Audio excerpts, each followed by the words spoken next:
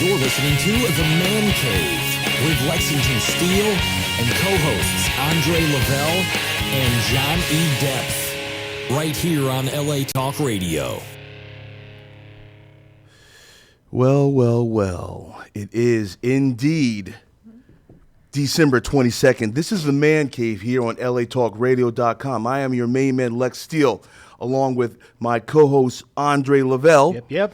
And, of course, returning to the studio, you may recall that we had the wonderful and beautiful Dizelle on our show weeks ago. Good evening, Dizelle. Good evening. So she's joining us here on The Man Cave. Meow. So, Dizelle, now, when we had you on the show, on the Lexington Steele Live show, which airs Monday night here on LA Talk Radio, and of course, people, you can reach us directly at 818-570-5085. I understand that you are a broadcaster with a show specializing in what you fashion female empowerment. Yes. So before we go any further, to introduce our listenership and our viewership as to whom you are, tell us a little bit about your program, and then we will get into what we get into here on The Man Cave. Okay. Well, my show is called Woman to Woman Let's Talk, and it's female empowerment. It's not about singing Kumbaya and holding hands. It's kind of a shoot from the hip, straight. If I got to kick you in the gut to get you right, I might get you there. So I believe that we as women have a job to help one another. We have enough going on that tear us down, so why not bring each other up? And so that's what the show is about. I give them tips on how to maneuver through life in the most positive and effective way. I did a show on, how to survive the football season. So as a woman, I did domestic violence. I do relationship status, teaching us how to get out of our own way to be successful. Get out of your own, get out. Okay, well, you know what? We're gonna have to dive right into this, because this really goes directly into what Andre had expressed before we opened the show this evening as to some new information. Okay. And it's a wonderful thing that she's joined us tonight, because as we speak, last week we spoke of the situation regarding one Bill Cosby, certainly enough an American icon of measurable repute, now of ill repute. They're trying to destroy my legacy. So what were you telling me before we got started? And Dizelle, if you can lend your opinion as to a female's perspective on this, that's one thing that we didn't have last week, people. Exactly. Yes. And we welcome Dizelle, just not only from a gender-specific standpoint, but for what you can lend to this particular investigated discussion. So, Dre, what were you saying earlier? Well, it seems that someone else has come forward, former celebrity relationship. She was the girlfriend of Sammy Davis Jr., and she says... The girlfriend of... Wait. Now, Sammy Davis Jr., not for nothing, is up there. Yeah. So then that would make this woman how old? She's 65. And she said that Bill Cosby... Forgive me for laughing. Okay. In the 70s, Bill Cosby supposedly raped her when they were on tour, and he and Sammy were performing together. Oh, wow. That happened today. So, you know what? This is my problem with this whole Bill Cosby thing. First off, I think it's a witch hunt. But that's just me. My problem with it is I'm a woman. And if I was touched, fondled, drugged, made to feel out of myself in any way by anybody, I'm going to tell a girlfriend. I'm going to tell somebody. So all these years, now, please don't think I'm saying, the women don't have the right to voice their abuse or whatever, that they should hide it in. Well, if you hid it for 25 years, why 25 years later now are you saying something? It doesn't make sense to me. I understand people have fear. I understand they were in the industry. I understand they didn't want to taint or ruin their careers, and fear that Bill Cosby could ruin their career if indeed this did happen. However, everybody held their tongue except for one woman who came forth how many years ago? Everybody said nothing until now. She got a payday. So She got paid? And so, Yeah. yeah. Okay. And then she still shut the hell up. And now she want to talk again. What, she wants some more money? No, you can't. Well, last week, I mean, just as we spoke about it last week, I mean, we did understand that the allegations had gone back as far as 2005. So, matter of factly, this may not have been, something that blindsided Bill Cosby. Now, maybe it blindsided the people out in the world, including ourselves, because as I understand it, a number of things were either paid off or settled out of court. Now, this is Sammy Davis Jr.'s daughter. no, his girlfriend, ex-girlfriend. Ex-girlfriend. Yeah. Now, let me ask you this: is she black? Is she white? What is her distinction? It didn't say. I don't know. Okay, there haven't been. Okay, so you're gonna check on that. I am getting ready to check. Okay, on that. reason I ask that question, we had raised it last week. Was this in any way a racially motivated thing, or is it just about sexual predators, notwithstanding one's creed or color? Well, in the industry, people were always saying that there were rumblings of this Right. going around. And there was a comedian that went on stage and literally blasted out Bill Cosby Right. or as part of his routine that But night. once again, it's all based on hearsay. There's been no proof. Yeah, people talk about it, but if you haven't seen it or if there's no evidence, it hasn't gone to trial, it's just hearsay. So, Right. you got to wonder. She appears to be very Caucasian. I'm sorry. Okay. So now we have Beverly Johnson, is obviously a very famous supermodel, one of the original, a black woman. Yeah. She said that she made it out before any assaults took place. And she was trying to further her career. She was trying At the to time. get it. Yeah, at the time she was taking a stab at the acting thing. Right. So he's going to put her on whatever show he was doing. At the time, right? Yeah, so the casting couch, we all know about that. Yeah. I mean, I don't know. I don't know what to say. Yeah. Well, then let me ask you I'm this, and just people gonna- feel free to give us a call at 818-570-5085. Once again, 818-570-5085. From a female standpoint, can you give any indication about the attitude when it comes to statute of limitations? Gloria Allred, who has been retained by one of the accusers, if you will, has tried to employ a California statute that in regards to limitations and variances thereof. As a female, is this something that angers you as far as, should there not be a statute of limitations, albeit in these circumstances, and notwithstanding the fact that sexual predators, male or female, victims of sexual abuse are non-gender specific, but what do you have to say? What do you feel? What do women feel about? I can't say what every woman feels. However, I feel that a lot of times when this happens, women feel shamed, and so they don't tell the right people. They tell somebody. Okay. I haven't met a woman yet that hasn't told somebody. Now, do you know someone that has actually been involved? Yes, several. Okay. And now, did they come forward at the time of the occurrence, or did they hold it back and maybe never reveal it? Well, for me, I can tell when people start acting differently what's wrong, and I'm a mother hen, so I'm always like, no, what's wrong? Come on, talk to me. And so those people, the people who I found out who came to me and said, I got to talk to you, I got to tell somebody something, they just came to me and told me.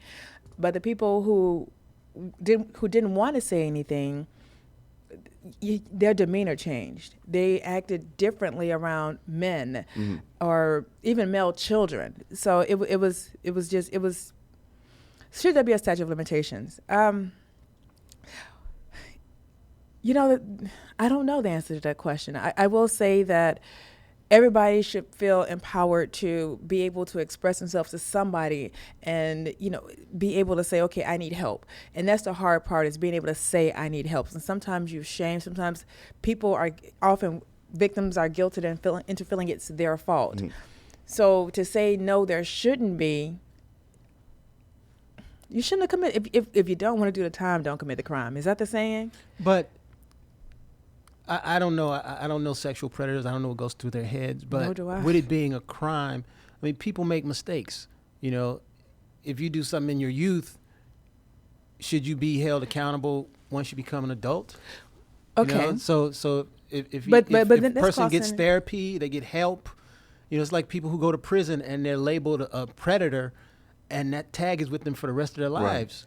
You But know? that's crossing from adolescence into adulthood. Now, if you're asking in those terms, and then there's an understanding of a mistake, and then there's some type of grief you're feeling within yourself. Okay, yeah, but as a grown man, you run around rape, and you're a serial Because raper. Bill was, obviously said he to was be a- already established guy. He was a made man. I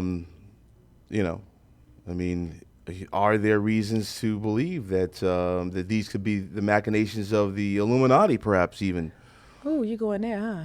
I always do. I oftentimes tell Andre that one of these days I'm going to turn my my car ignition on, and I'm going to be like Robert De Niro at the end of Casino. Well, speaking of conspiracy theories, the news theory is that the killings of these officers was a setup.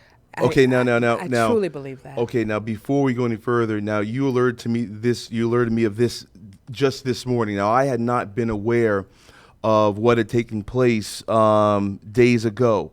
For those of you that may be in various parts of the country or various parts of the world that may not be immediately up on American current events, and certainly enough as to what's been happening between the police authorities and the African American community.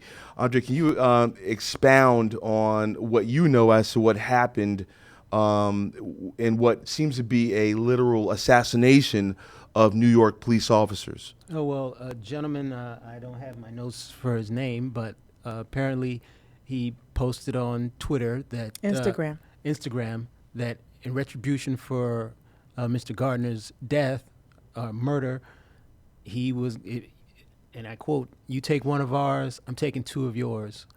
And he shot two officers in the head. But it gets a whole lot deeper than that, because what wasn't released is prior to that, he had shot his girlfriend. And not only did, and we just found this out right before we came in, not only did he post it on Instagram, he posted it from her Instagram. And this happened in Baltimore, right? This was in New York. No, where he shot his girlfriend. Oh, okay, yeah. So he shot his girlfriend and then traveled to New York? To police officers. Okay. To find them, to shoot them. So we were watching something earlier, and it said something to the effect, and it makes sense. Why would someone who killed somebody go find police? Most people are afraid to go anywhere near the police. So, and then the police from his city alerted the police in New York and said that he might be coming your way. Okay. How would they know that? How would they know that? That's the question. So it could be, I mean, what is it? The suggestion that this occurrence was a setup of some sort? Yeah. Okay, so then what we're discussing is the literal sacrificing of good two men. officers. But notice they were not white men. One was Asian, one was Hispanic. Okay. Mm-hmm. So what do you espouse based on that? Well, all the killings that have been in the media have been from white men to black people. Uh-huh. So it's like, well, we ain't gonna really take one of ours, but we'll take one of ours. They're a cop, but they ain't one of us. Sacrificial lamb. Okay, question then why wouldn't the cop? Well, I don't know if this type of thing. It just seemed like the guy ran up on a police car and shot 4 shots into the vehicle. That's the interesting part. You want to know one? I mean, is there any? I mean, yeah, it's crazy. Expound. Okay, so as I was hearing about reports and hearing about what's going on with everything, it was said that this guy, and I don't know his name either, maybe I should look it up, he shot in from the passenger side and killed both cops. Well, there's bullet shots in through the front windshield as well, but there's no bullet shots in through the passenger side. And it's happened in New York in December and it's not hot. So the windows probably would have been up. Yeah, they probably would have been, but there's no broken glass everywhere. Broken glass everywhere. People just don't care. No. So I digress. Right? Yeah. So, and then not only that, they were doing a training in that facility, in that vicinity. Right. Good Lord. Right. They were doing a training in that vicinity of. So there were lots of police around. So he really ran into the heart of he was not making it out of there alive. It was almost like the Alamo. So then he killed himself. You know what? This is certainly not a laughing matter. Forgive me for chuckling. But that was a funny line. I'm sorry.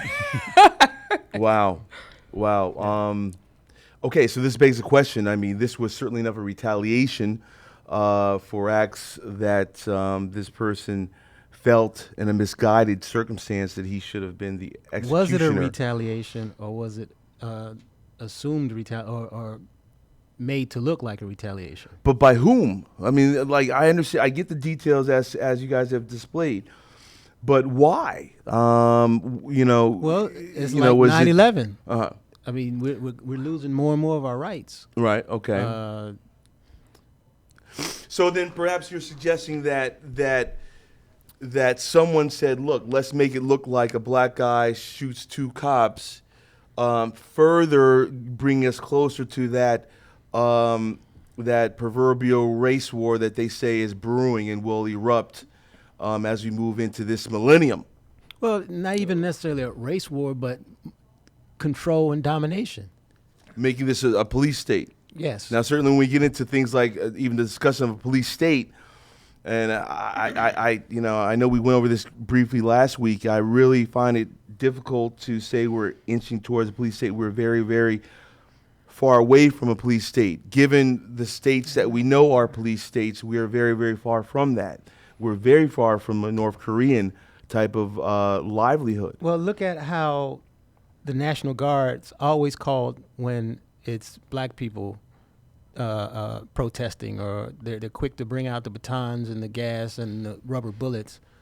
But there are lots of college students who lose their mind when their sports team wins. Right. The Black and do Hawks. a lot of damage as well. Right. But they don't get beanbagged and shot and gassed, and the National Guard comes out. Right. When the Blackhawks won the championship in Chicago, those white folks tore up Chicago. They tore it up. They tore up Chicago. I will play devil's advocate from the standpoint that maybe we should just look at it like those hockey fans.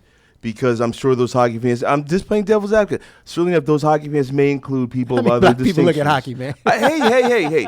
I'm just putting it out there. I'm not attempting to be any more PC than anyone else. I'm just simply Bulls, saying but we didn't tear it up with the Bulls one. Okay. I'll let you. No, you said it. I didn't. I'm just clarifying that I just think that You like the Cubs, but we don't tear nothing up. Okay. In fact, I can pull up pictures and you won't see I one understand in the group. Didn't the Maple Leafs, I think the Maple Leafs, Toronto had a similar circumstance as well when they had some success within the last decade or so. And when those things happen, they're not described as animals and, crazies. Right. But, we're beasts and, psychos and, all the derogatory language that's used to describe people who are just frustrated and angry at the situation. So when you're oppressed and you act out, but, to win a game and you act out, that's okay. Look, let's get back. We've went from Cosby to deaths of cops as possible retribution. One of the things that we spoke about as well, and let's just rehash it briefly. Giselle, last week, Andre and I, along with Johnny Depp, discussed, the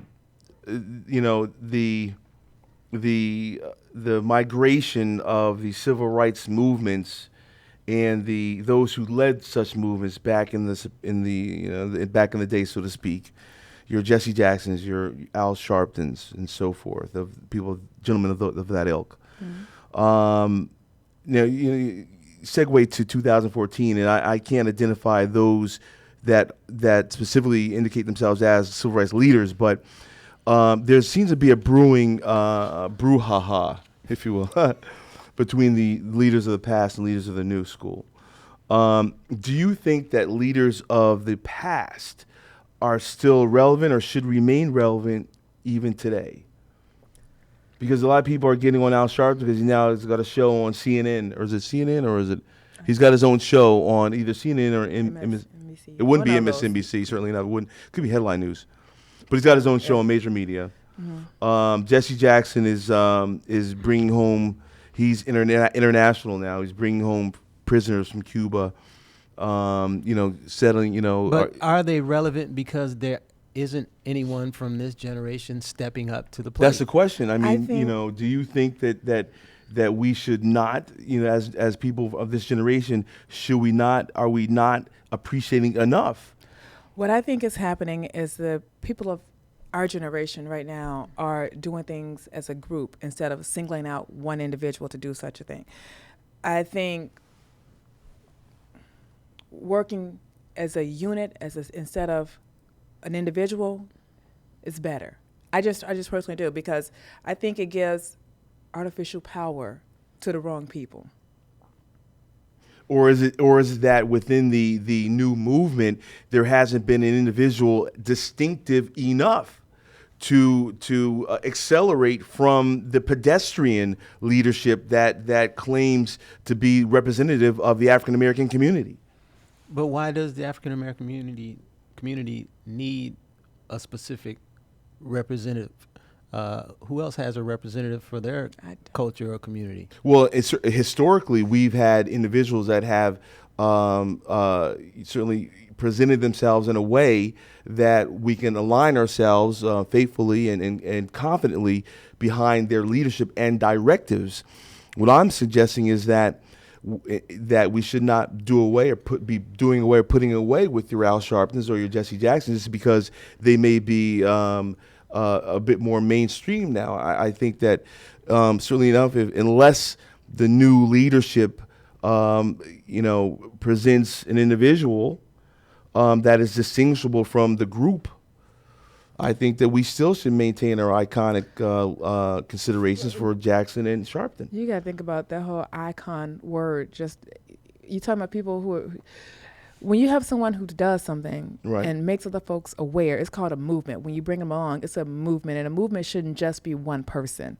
If you're doing it for the community, then the community should be involved. Okay. Now, certainly the community. I would venture to say that the community really, has the community done as much in the circumstances that we see right now, because those guys are responsible for so much happening when they were in their groove, when they were creating the reputations that they maintain today. They were making quantum leaps in civil rights, whereas if you look at now, it perhaps seems that one can argue that there's been little to no progress, evidently, since the era that these gentlemen were creating their reputations. So I will let me just finish. I will say this: unless somebody out there is going to have a similar impact, then perhaps we still need to maintain these guys as our leaders. I just name me one prominent individual that people are aligning themselves with, other than Don Lyman on CNN. Well, I will say that progress kind of stopped when Martin Luther King was assassinated. And the only person who benefited from that were the leaders that we have now of our community. So you benefited then they were the ones who stepped up and took his place, and I don't think that Martin Luther King was necessarily looking for a limelight or. No, not in his time period. But are you suggesting that Jackson and Sharpton? I'm not suggesting anything. Then are you asserting? I'm just making a statement. I think that the problem is that there aren't any specific organizations or groups other than the NAACP that are known. Sharpton has this new thing with Black Lives Matter, right? But I don't know if that's an organization or it's a movement. It's a movement. It's a movement, but right? There's no group. But what is a movement after all? But there's no national organization with a strong leadership that says, look, this is A, B, and C. what we're going to do to make CD&E happen. Okay, now the current.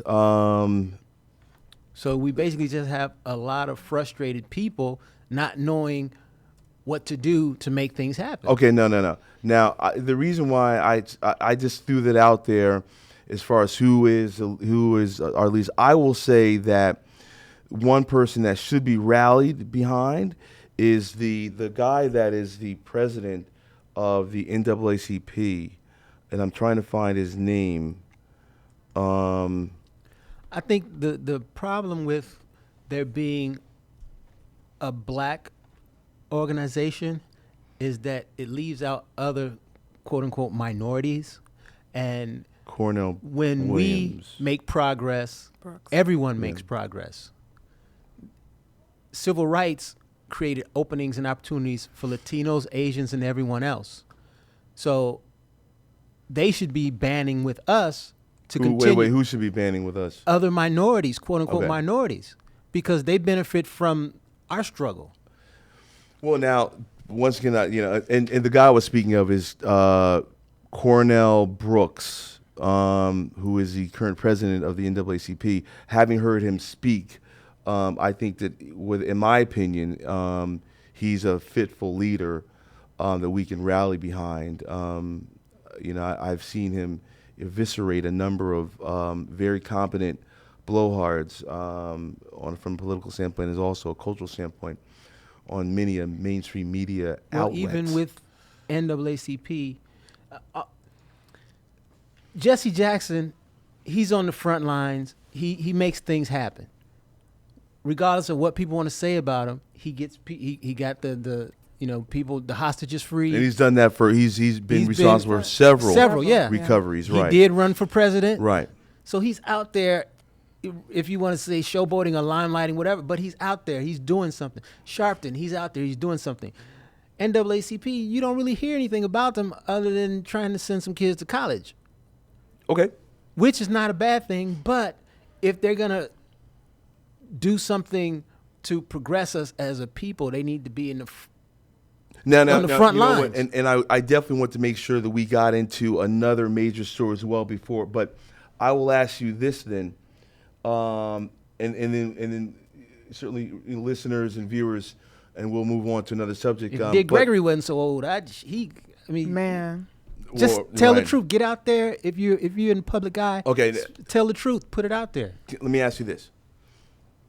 Are there individuals outside of the African American community that are understanding and simpatico with what is happening, and can those individuals participate in what may need to happen to make change happen? I'm sure there's some Latin brothers or sisters Rosie out Perez. there. Rosie Perez speaks on it now. But as a unit together, yeah, but individually, it's kind of like could a George Clooney come in and affect change? Well, celebrity helps, Yeah. but I don't think. It has to be someone within our community to speak. because otherwise it's like saying white is right again. We can't do it without Their help. assistance. Right. Mm-hmm. Okay, well, I definitely wanted to just go over that. I think that America, of course, is one of the greatest melting pots, and I've always felt that perhaps the suggestion of the answers can come with a multicultural look at it. Then you have all angles. You know what I'm saying? Definitely. And one of the things that we can, really, certainly enough on this platform, we have a standpoint that is very, very similar. And in the absence of a contradictory opinion, we may not be as affirmative with the correct answers. How could we without contradictory opinions? That's why I just asked. Is there other people from outside the African American community that could join us or affect change? I guess, but again, when you see the rallies going on, we call them the die-ins. Yeah. It's lots. It's everybody. Because and those are the ones who get it, because the injustice it crosses the board. Police are harassing everybody, but somehow it became polarized as it being a black thing. Okay, because we are predominantly, targeted. Okay, let me ask you guys this. And this just goes to the heart of it all. Let's just bring it back to where this all started. Do you guys think that, and people, I want you to participate in this as well. Feel free to give us a call, 818-570-5085. Do you think that because of the technology that allows for people to tape and record these things, is it, have the police, in your opinions, has this always been happening? Now it's just they're being held accountable. Is there an accountability? Maybe is it change in the accountability, not in the occurrence? I saw something online. It was a compilation of police incidents where police were assaulted. Most of the time when they were assaulted, it was by other white people who had the guns shooting at the cops. He pulled them over on the highway and they shoot. I mean, you've seen them on TV shows. Right. So if white folks are shooting cops, predominantly, it's mostly white people shooting cops. Why are we the ones who are vilified and they're so afraid of us, to the point that most of the people who were attacked or had no weapons? Yeah. How did we become the villains when we're not the ones doing the shooting? Fear. I don't know. That's a good question. Anybody got an answer to that one?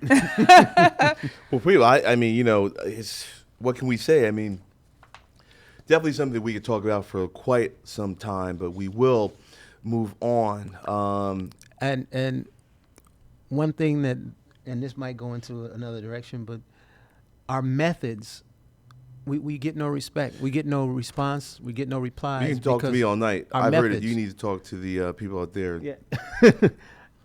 The way we go about things, I find it humorous that Korea hacks into the internet and get their demands overnight, and we're marching in the streets and sleeping in lay-ins and die-ins, and no one addresses or pays attention to our cause. Well, Korea tapped into some American money. That's what they did. So when they tapped into Sony, that's what we're talking about, right? Mm-hmm. When they tapped into Sony and said, "Hey, you know what? If you release this movie, we're gonna have problems."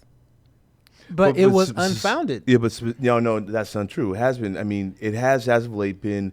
The IP addresses have been tracked to Singapore and Thailand. What I'm saying, computers there's within threats. The country, Singapore and they Thailand. said if the movie's released, they're gonna terrorize the theaters. Right, bombing the theaters. Okay, now how are they? As a techie, I can tell you, IP addresses can be rerouted. Understood. Right, massively. Right. So yeah. Well, now I guess it was around 8 years ago. Korea began putting together their cyber team of Every country warriors. has cyber teams. Right. This country has cyber teams. No, I know that. And as of today, Korea has been having issues with their internet.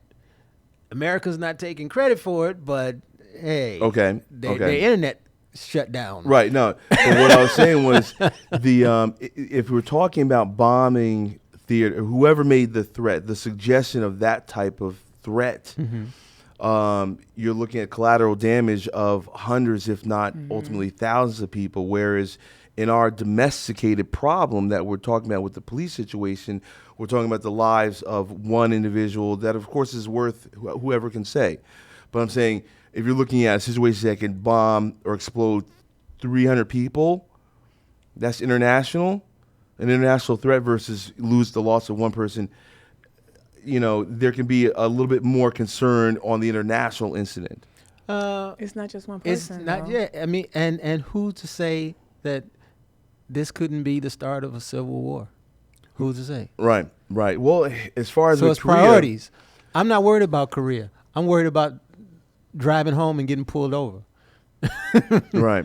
And is it the arrogance of white privilege to make a movie like that, clowning a sitting leader of a country, mocking him with death? I mean that. Okay, now, but you know what? I will say this. I get the point that you brought up about the balls, if you will, to go forward with this type of movie. How can you do? I don't know if you can say. How can you make that add a color to that? Just explain how you can identify. Can't you just say Hollywood? Or the powers that be in Hollywood. Who runs Hollywood? Okay. But can you prove that? I mean, can you prove that specifically? Well, the emails that the hackers put out proves it. Yeah. That what proves that? It's white America doing such a thing. Did they say America? Or did they say specifically white America? It was Sony. But it's the white executives of Sony. These are the ones who are the same ones who said certain movies should not have a black lead because they will not sell. Yeah, because Denzel doesn't sell overseas. Okay, so I was talking about Ridley Scott with Exodus. He said it too, but it was also suggested that Denzel should not star in The Equalizer. I think it was. Yes. Oh, really? Yeah. Not just The Equalizer, the sequel to The Equalizer, because he doesn't do well overseas. But when it sold when he went overseas last time, he did 42 million, if I'm not mistaken. So it did well, but they said it should be in the 60s.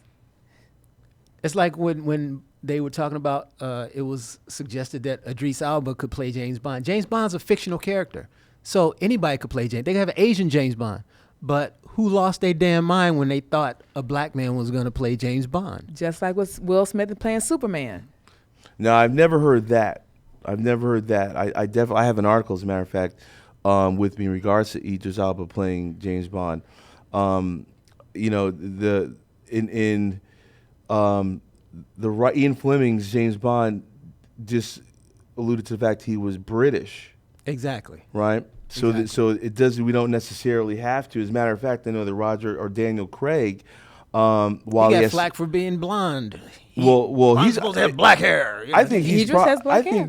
I think Craig has been the best Bond since Sean Connery. Oh yeah, definitely.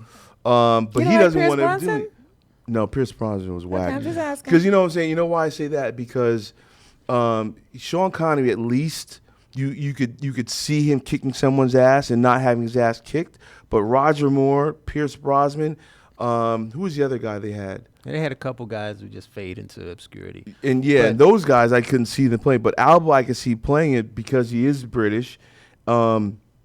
He is regarded as an A-list guy, and his stature. He's so I don't know, but it does strike me as a far cry. Certainly enough, I don't know if it compares to the suggestion that Will Smith as Superman. Now I had not heard that. It was years ago. It was years ago. Yeah. I mean, the closest he came would have been, what was that movie? Hancock, which was actually pretty enjoyable. But the point Hancock too. being is that his anybody that is not Caucasian is not seen as viable for these lead roles in parts that they deem white. Yeah. Idris Elba played in Thor. He was the keeper of the gate, and they lost their shit over that.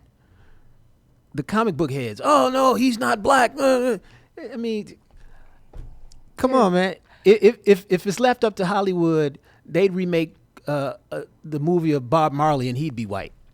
Well, Cleopatra was. At the risk of the Mancave show becoming the Angry Black Man show, that seems to be the direction of my co-host, Mr. Lavelle. I just call it like I see it, bro. We'll get back to the technology circumstance of the Sony circumstance. So, Noah's Ark. I get it. I mean, Jesus. And hey, what do we have? Angelina Jolie, for consideration for the next Cleopatra. See, so I mean, come on, man, can we get some love? If we're the melting pot that we're supposed to be, why can't we tell our story? Every war movie, the hero is a white dude. They got a new movie, Sniper. We don't have no brothers this in the military that have stories to tell. Yeah, no, I would like to see more representation across the board, but now. Oh, but we can be the butler. Oh yeah, or the help. Yeah, but I mean, people trust me. I'm just playing devil's advocate in this circumstance. One can argue, well, we got the presidency, or there's a black president, or and they fight him on tooth and nail everything he tries to do. Now let me ask you guys this. I mean, we're going off on tangents. While we go off on tangents, will history remember President Barack Obama as he closes out his second term in office? Will history remember him as one of the primary or better presidents? Once the old heads die off with their ignorance, yes. Because if they can still give accolades to George Bush, please, they better come on, man. Accolades to George Bush, like what? That's news to me. I haven't heard of any of them. He's not going to jail for war crimes. They're not trying him for war crimes. Okay. What was I saw something online that said when Clinton left office, we had a surplus of $700 billion, and when Bush left office, we had a deficit of $1.3 trillion. And we were in 2 wars. Yeah. And he's living cush off all the money he made off those wars. I'm just saying. Well, now what about the suggestion that his brother, or his cousin, Jeb. That's his brother. That's his brother. Mm-hmm. He's talking about running. That and people. No. We can't have a president named Jeb. Come on, man.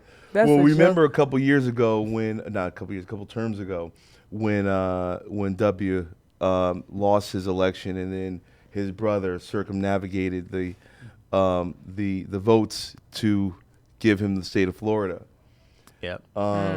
Now, since Jeb laid down the groundwork for usher in his brother's second term, do you think that the powers that be are preparing us for a third Bush in office? And if possible, gee golly, why not? if it does happen, right? I mean, I got my passport ready. I'm the fuck out of here, man. Really? Bush, I'm out of here. I mean, but we've already seen, I mean, there's other countries that have families that have historically run the countries. There was an era that we're moving out of with the Kennedys. I mean, for instance. Chicago is a daily city. I mean, we had dailies. The mayor, So they're a bunch of gangsters. It's a game. It's like chess, man. Once you realize it's a game, you can't really take it too serious. So it is what it is. We just got to try and figure out how to move our pieces so that if we don't win, at least we can play to the end. Now, do you guys think that I'm going to move this on. I wanted to get this in. We are broadcasting on Christmas Day, 2014. And for those of you who are celebrating, whether it's Kwanzaa, when does Kwanzaa begin? I don't know. Oh my gosh! Well, I celebrate Christmas. The holiday season. Yeah. As we're in the holiday season, we want to make sure that we are. I just want some free shit. I don't care. December 26th. December 26th. Okay. That's when it begins? Oh, my gosh. Okay. Yes. The day of the Christmas. Like I used to, but I don't remember. Give me some gifts. We'll be thankful for our loved ones. And as I said last week, I want to make sure that people do send their blessings and their heartfelt prayers to those serving the United States abroad who are not able to make it home to their families in this holiday season. Be safe. Before we get out of here, Dazelle, can you tell us precisely where people can stay in contact and follow you as well as enjoy your broadcast? Well, I broadcast every Monday night at 5 p.m. Pacific Standard Time on chocolateradio.net. It's a video feed on ustream.tv as well as an audio on Live 365. You can find me on all my social media. Easiest way to get to all those is to go to my website. It's DazelleYvette.com. That's DazelleYvette.com. I'm on Twitter, Instagram, and Facebook. Yummy. Oh, and now I'm on podcast. Yay. And that's woman to woman. Yeah. And it's spelled the correct way. Woman to woman. Right. Yes. And that's once again, what night is that? Monday nights on chocolateradio.net at 5 p.m. Pacific Standard Time. Okay. Excellent. And Andre, I know that you are participating in a number of things. Let us know what's going on. I understand that you had a show this past weekend. Yes. I'm hitting the stages again, doing my stand-up, and I look forward to doing quite a few things real soon. We're gonna make some things happen, man. Yeah, I look forward to it. And you can also see me January 3rd on OWN on the new season of Raising Whitley. Now this is the second season. Yes. No, it's going into this is the second season. Yes, second season. Okay. Second season, yes. And we're currently filming the third. So Yeah. yeah, and I have a recurring part on there. It's a stretch for me as an actor, but I'm the trainer. Now you're training Kim Whitley. Kim Whitley, yes. Okay. All right. Cool. And then also, what is your Twitter once again is? It's PCW Fit. Everything's PCW Fit, and you can also find me on Facebook, Andre Lavelle. Okay, and of course, you can reach us all on Twitter at Mancave Live Show. That's at Mancave Live Show on Twitter. And feel free to email ourselves at mancaveliveshow@gmail.com. So if you want to email Lex Steele or Andre Lavelle or Johnny Depp, that's mancaveliveshow@gmail, at Mancave Live Show on Twitter. Also, our Facebook, Man Cave Live. Well, there you have it. And I'm your man, Lex Steele, at LexSteele11 on Instagram, Lexington.Steele. Here we are on LATalkRadio.com. This is the Man Cave. Before we get out, people, and we have moments to spare, let's just, on this Christmas day, and I'd like to start with you. If you can, in brief, just tell us who you would like to personally give a Merry Christmas to, loved one or a specific person in the media, what have you. You know what? I want to send love out to my Chocolate Radio family over at chocolateradio.net, but in Chicago, the patriarch of my family, Uncle Boy, I love you, and my family back in Chicago. Wish I was there. Yeah. And both of you guys are from Chicago, is that correct? Yes. Okay. Yes. Southside. So is Barack. Isn't Barack from? Yeah. By way of Hawaii? Mm-hmm. Via Hawaii. So anybody in particular you want to say Merry Christmas to and thankfulness for the year? All my family, my mom especially, and my little bub, Mike. And I don't know if they have a name for my latest arrival. I have another grandson on the way, so I look forward to meeting him real soon. Yeah. Wow. Yeah. Now you are a grandfather. Yes, sir. And your grandson is how old? He's 5. And they are your son is awaiting the arrival of a new bundle of joy. Yes. Okay, when do they anticipate the arrival of the young one? He should be here in January. All right, so right real after soon, you bring in the new year. All right, my son, people. My Mike, hoorah, United States Marine. Yes. He's been in the Marines for how many years? Man, I think 6 years now. Wow, that's impressive. Now, has he been deployed overseas he's been yet? Deployed, yes. Wow. And he's back safe. Yeah, thankfully. Yes. made it back safely. Mm-hmm. Now, where is he stationed currently? He's in D.C. Yeah, he's in the nation capital. Yeah, doing his thing. All right. I think he's at the Pentagon. I'm not sure, but I think he's at the Pentagon. Okay, well, protecting those people that do those things that need to be done at the Pentagon is Andre's son. One of the things I wanted to get out to you guys as well. The AVN convention is taking place this year between the dates of January 22nd through January 24th, 2015, at the Hard Rock Hotel and Casino in Las Vegas, Nevada. It's a very nice occasion for those who want to see the individuals from the adult industry live and in person, signing and taking pictures at booths and what have you. Your man Lex Steele will be there. And, of course, the award show is the night of the 24th. And we want to support your main man, Lex Steele. Are you nominated for how many awards? We'll await the nominations. There are 14 of them. So we have 14 nominations? Yeah, we do know that. Oh, wow. Baby, I work. Well, it's just a notion that we want to make sure that we enjoy that night, as sometime in 2015 you'll be able to watch the show on Showtime, because Showtime now owns the Avian Award show. Cool. So hopefully I'll be making a few travels up to the podium. I'll be there. Yeah, we'll see you on Showtime. Yeah. I'll be there. Again. You're not going? we'll see what happens. I'll be there. We might do a little broadcast. Yeah, you know, that would be nice. We come to you live from. We'll definitely have to get some footage. Pardon that pun. Some footage at the convention, the Adult Video News convention. What do you say you take us out with the sounds of the Mancave show, Dre? Sounds good. Peace. You're listening to The Mancave with Lexington Steele and co-hosts Andre Lavelle and John E. Depth, right here on LA Talk Radio.